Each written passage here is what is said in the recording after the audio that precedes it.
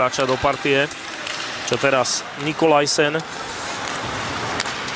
Po ňom Nordmark, jeden z najlepších Švédov dnes. Nordmark pripravil ďalší gól. Tento raz Bartolsonovi. Tak aj on sa dnes dočkal. Nils Bartolson 7-0.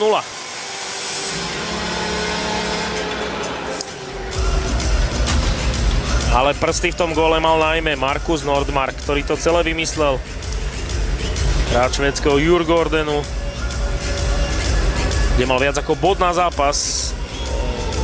Samozrejme máme na mysli výber do 20 rokov tohto tímu. Takto sa predral aj cez Rolzinga. Švédske na tomto turnaji. Čísla hovoria za všetko, ale Švédi to chcú zlomiť. Nordmark má dobrú pozíciu a dáva gól!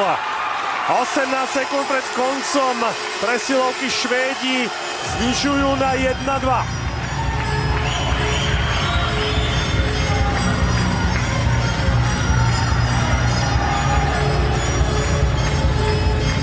Markus Nordmark sa opäť zapisuje do Strelčanom a sú to hrstky fanúšikov ako Spojených štátov, tak aj Švédov, ale krásne to trafil Nordmark.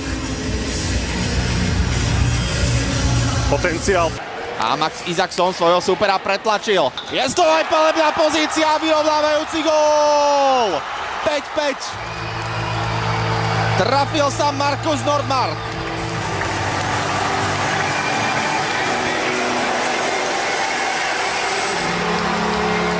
Dve a pol minúty pred koncom tretej tretiny Švédsko odvolalo brankára, ale stačilo, aby bol odvolaný len pár sekúnd.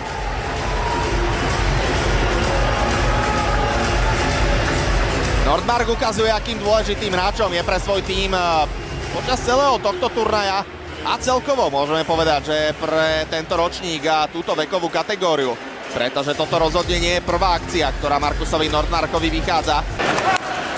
Olsson hľadá priestor, ktorý by sa mohol otvoriť. Následne sa snažil doň vykúzliť prihrávku. Tu Fíni eliminovali, ale napriek tomu nestrážili priestor pred svojim bránkoviskom dostatočne. A je to gól Markusa Nordmarka. Hat-trickový hrdina dnešného stretnutia posiela Švédsko do finále Hlinka Gretzky Cupu.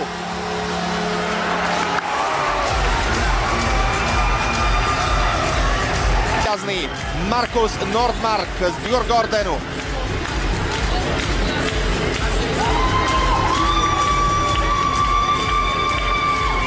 Takto sa na...